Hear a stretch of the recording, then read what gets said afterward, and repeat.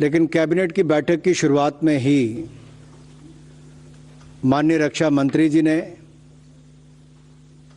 Cabinet के सदस्यों की ओर से माननीय प्रधानमंत्री जी का जहां एक और प्राण प्रतिष्ठा समारोह के भव्य आयोजन और सफलता पर उनका आभार प्रकट किया, तो जो उस समय उन्होंने बात रखी मैं आप सबके सामने अवश्य रखना चाहता हूं।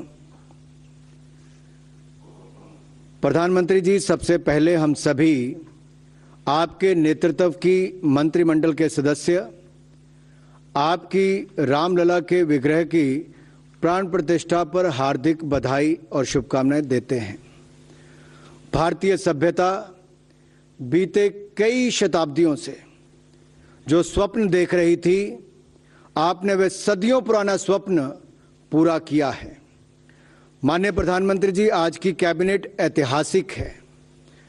ऐतिहासिक कार्य तो कई बार हुए होंगे, परंतु जब से कैबिनेट व्यवस्था बनी है और यदि ब्रिटिश टाइम से वायसराय की एग्जीक्यूटिव काउंसिल का कालखंड भी जोड़ लें तो ऐसा अवसर कभी नहीं आया होगा, क्योंकि 22 जनवरी 2024 को आपके माध्यम से जो कार्य हुआ है वह इतिहास में अद्वितीय है।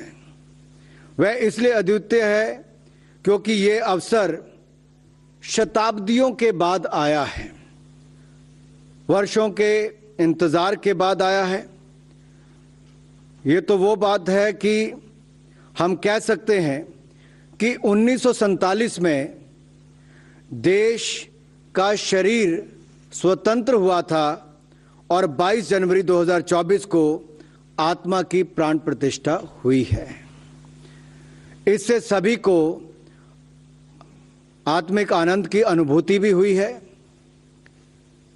22 जनवरी को आपने अपने उद्बोधन में कहा था कि भगवान राम भारत के प्रभाव भी हैं और प्रवाह भी, नीति भी है, नियति भी है। और आज हम राजनीतिक दृष्टि से नहीं, आध्यात्मिक दृष्टि से कह सकते हैं कि भारत के सनातनी प्रवाह और वैश्विक प्रभाव के आधार स्तंभ मर्यादा पुरुषोत्तम भगवान राम की प्राण प्रतिष्ठा के लिए नियति ने आपको चुना है। वास्तव में राम भारत की नियति है और नियति के साथ वास्तविक मिलन तो 22 जनवरी को हुआ है। वास्तविकता में देखें तो कैबिनेट के सदस्यों के लिए ये अवसर जीवन में एक बार का अवसर नहीं, बल्कि अनेकों जन्मों में एक बार का अवसर कहा जा सकता है। हम सभी सौभाग्यशाली हैं कि देश की सर्वोच्च समिति कैबिनेट में इस अवसर पर हम सब विद्यमान हैं। प्रधानमंत्री जी, आपने अपने कार्यों से राष्ट्र का मनोबल ऊंचा किया है। आपने इस देश का सांस्कृतिक आत्मविश्वास मजबूत किया है। प्राण प्रतिष्ठा में जिस तरह का भावनात्मक जन सैलाब हमने देश में देखा और भावनाओं का ऐसा ज्वार हमने पहले कभी देश में नहीं देखा था। हालांकि जन आंदोलन के रूप में हमने इमरजेंसी के समय भी लोगों के बीच में एकता देखी थी, लेकिन वह एकता तानाशाही के विरुद्ध एक प्रतिरोधी आंदोलन के रूप में उभरी थी। भगवान राम के लिए जो जन आंदोलन हमें देखने को मिला वह एक नए युग का परिवर्तन है। देशवासियों ने जहां एक और शताब्दियों तक इसकी प्रतीक्षा की और आज जब हम भगवान राम की प्राण प्रतिष्ठा, ये भव्य राम मंदिर में जो कार्यक्रम हुआ है, तो ये आंदोलन एक नए युग का परिवर्तन करने वाला बना है। एक नया नैरेटिव सेट करने वाला जन आंदोलन बन चुका है। प्रधानमंत्री जी, इतना बड़ा अनुष्ठान तभी संपन्न हो सकता है जब अनुष्ठान के कारक पर प्रभु की कृपा हो। और जैसा कि गोस्वामी तुलसीदास जी ने लिखा है कि जा पर कृपा राम की होई ता पर कृपा करे सब कोई, यानी कि जिस पर स्वयं श्री राम जी की कृपा हो उस पर सभी की कृपा होती है। प्रधानमंत्री जी, श्री राम जन्मभूमि का आंदोलन स्वतंत्र भारत का एकमात्र आंदोलन था जिसमें पूरे देश के लोग एकजुट हुए थे। करोड़ों भारतीयों की भावनाएं जुड़ी थी, वर्षों की प्रतीक्षा थी, और हम ये कह सकते हैं कि आपने 11 दिनों के अनुष्ठान भी रखे, और वो ऐसा शायद ही कोई और कर सकता था। 11 दिनों में जो आपने अनुष्ठान किए, भारत में भगवान राम से जुड़े हुए तीर्थों में तपस्या भाव से उपासना करके भारत की राष्ट्रीय एकात्मता को भी आपने ऊर्जा प्रदान की है। इसे हेतु हम केवल कैबिनेट सदस्य के नाते ही नहीं, परंतु एक सामान्य नागरिक, एक भारतीय नागरिक होने के नाते भी आपका बहुत बहुत आभार और आपका अभिनंदन करते हैं। माननीय प्रधानमंत्री जी, जनता का जितना स्नेह आपको मिला है उसे देखते हुए आप जननायक तो हैं ही, परंतु अब इस नए युग के परिवर्तन के बाद आप नवयुग प्रवर्तक के रूप में भी सामने आए हैं। आपको कोटिश साधुवाद, और भविष्य के भारत में हम सब आपके नेतृत्व में आगे बढ़े, देश आगे बढ़े, इसके लिए आपको ढेरों सारी शुभकामनाएं। माननीय प्रधानमंत्री जी, चूंकि ये मंदिर हजारों सालों के लिए बना है, और नए काल चक्र की बात भी प्रधानमंत्री जी के जो पूरे भाषण के इसमें है, मैं सारा आपके लिए नहीं पढ़ रहा, लेकिन वो भी जो प्रमुख बातें उसका उल्लेख भी यहाँ पर किया गया है। जो नए काल चक्र की बात कही गई, हजारों साल की नींव रखने की बात कही गई। आज कैबिनेट के सदस्यों ने यह भी कहा कि माने जब ये रेजोल्यूशन रखा गया तो उसका भाव पीछे ये भी था कि जब एक नए काल चक्र की बात कही जा रही है, हजारों साल के लिए मंदिर का निर्माण हुआ है, हजारों वर्षों के लिए नए भारत को एक दिशा देने का काम हुआ है, इसलिए आज की इस कैबिनेट को यदि सहस्त्राब्दी की कैबिनेट यानी कि कैबिनेट ऑफ मिलेनियम भी कहा जाए तो कोई अतिशयोक्ति नहीं होगी। इस हेतु हम सब आपका अभिनंदन करते हैं, और आप सब एक दूसरे को भी बधाई देते हैं, और देशवासियों की ओर से भी आपको बधाई और आपका अभिनंदन करते हैं। एक विषय जो और बड़ा महत्वपूर्ण है, मैं माननीय प्रहलाद जोशी जी से आग्रह करता हूं कि उस विषय के बारे में हम सबको जानकारी दें। धन्यवाद अनुराग जी। तो आज रेजोल्यूशन, मैंने प्रधानमंत्री जी को अभिनंदन करते हुए रेजोल्यूशन करने के बाद आज कोयला के जो विभाग है, कोयला के विभाग में और कोयला के इतिहास में एक बहुत बड़ा महत्वपूर्ण निर्णय कैबिनेट ने माननीय प्रधानमंत्री जी के नेतृत्व में किया है। आप सब लोग जानते हैं, India is the one of the largest reserves of the coal. जैसे पिछले सप्ताह हम सब जब रिव्यू कर रहे थे, तब प्रूवन कोल रिजर्व कितना है आज के दिन में, एज ऑन डेट, जब हम इसका रिव्यू किया तब पता चला अभी जो एक्सप्लोरेशन हो रहा है उसके अलावा India has got around 361 billion tons of the coal proven reserve. उसमें आधा भी हम माइनिंग करके बाहर निकालते हैं तो it is sufficient for more than 125 years. 125 वर्ष से ज़्यादा जो रिजर्व प्रूवन रिजर्व कोल है, वो कोल हमारे पास अभी है। तो इसीलिए कोल के ऐसे तो 80% अभी जो कोयला उपयोग होता है वो बिजली उत्पादन के लिए होता है। तो इसके साथ ही साथ हमको एक तो कोल गैसिफिकेशन के लिए हमने इसीलिए नींव रखा है आज कि कोल के बिजली के साथ साथ जब गैसिफिकेशन होता है, एक तो the first and foremost thing is that pollution बहुत बड़ी मात्रा में कम होता है. The pollution will be reduced to a greater extent. तो उसके साथ साथ बहुत प्रोडक्ट्स निकल आते हैं. सिर्फ सिंथेटिक गैस जो होता है वो सिन गैस करके हम सब बोलते हैं, वो सिन गैस के साथ बहुत प्रोडक्ट्स निकल के आता है.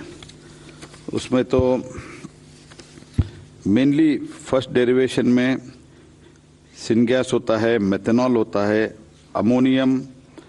अमोनिया होता है, अमोनियम नाइट्रेट होता है, DI methi ether that is DME होता है.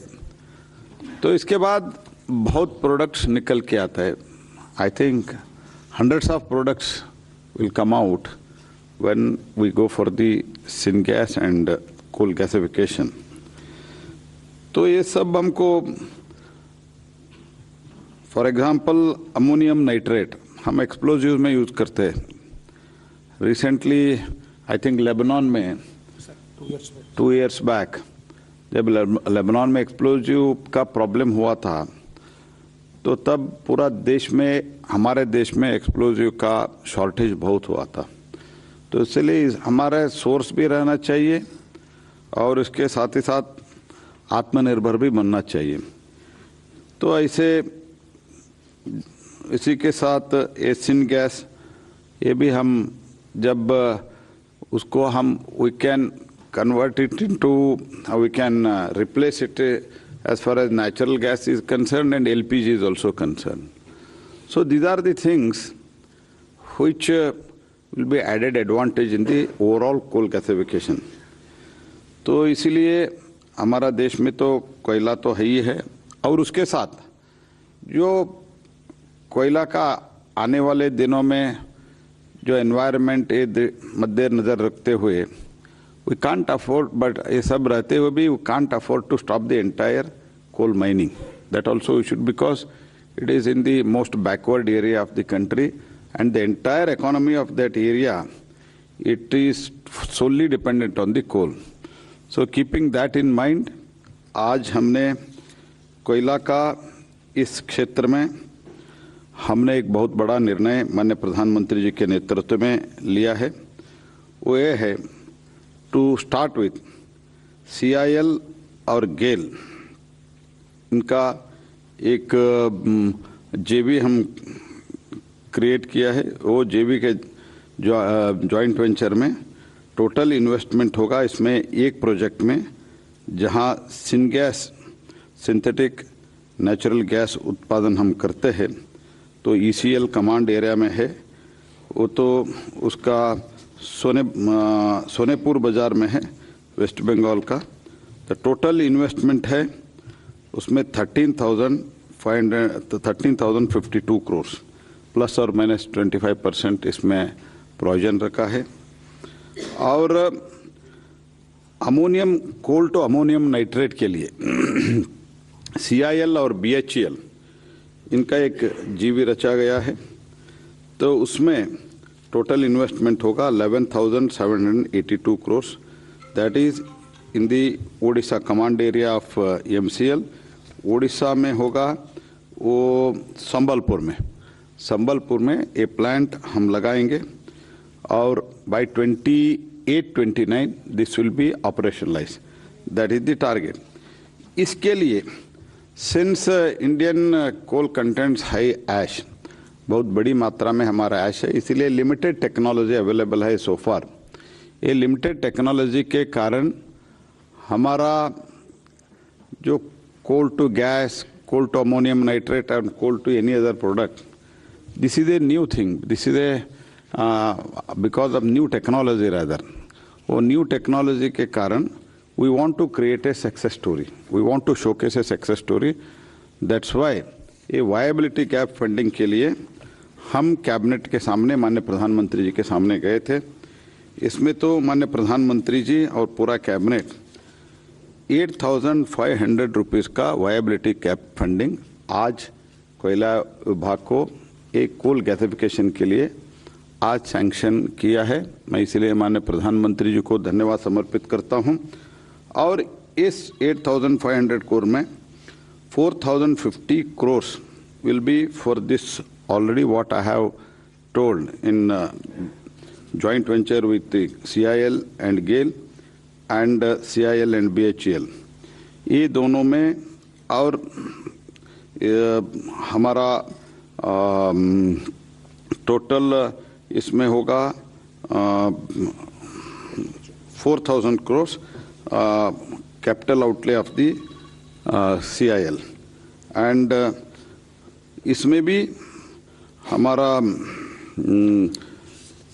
कोल गैसिफिकेशन के लिए जो हमने अभी वायबिलिटी गैप फंडिंग है उसमें भी वायबिलिटी गैप फंडिंग का उपलब्धता होगा। And in this we are total investment में we are bringing it into the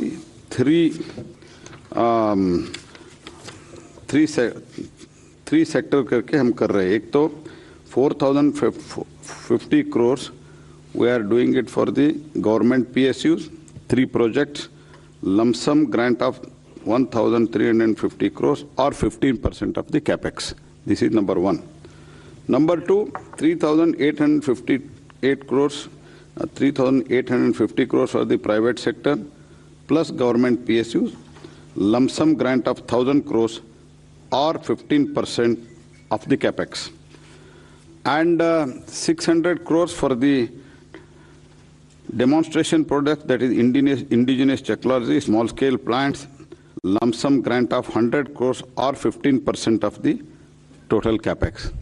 So like that for all the sections of the, अगर वो बहुत बड़े हैं तो PSU के द्वारा, और जो बड़े बड़े कंपनियां हैं already in the coal industry और कोल गैसिफिकेशन, तो कुछ already there are some industries in this country where through gasification they are manufacturing the steel also.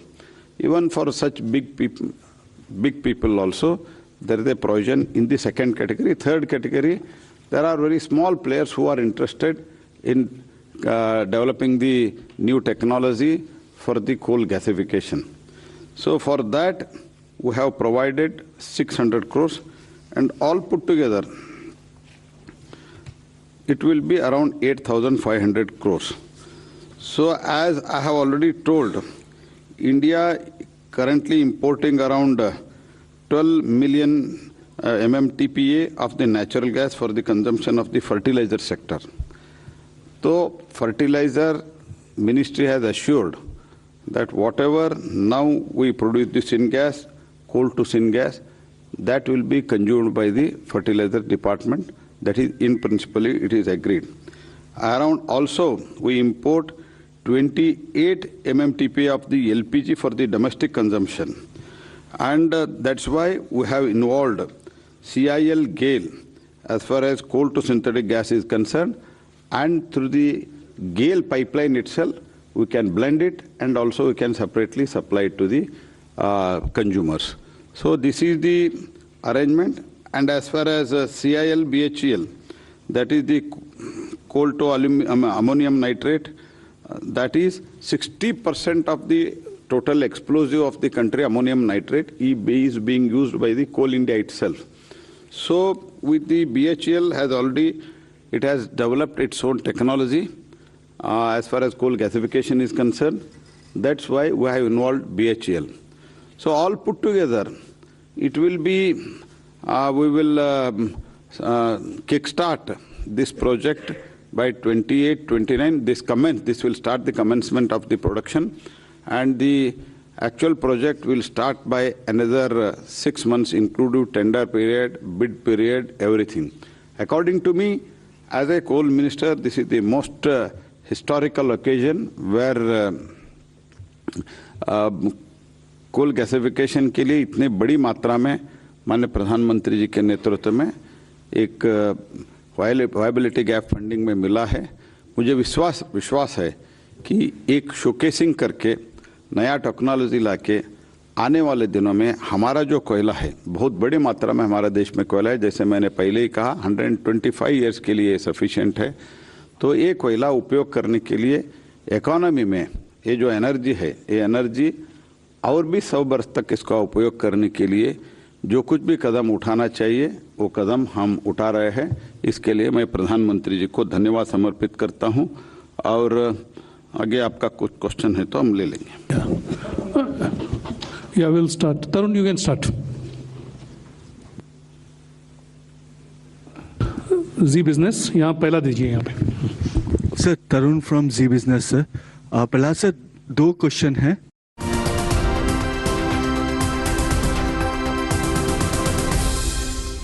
में वर्चस्व का होना बेहद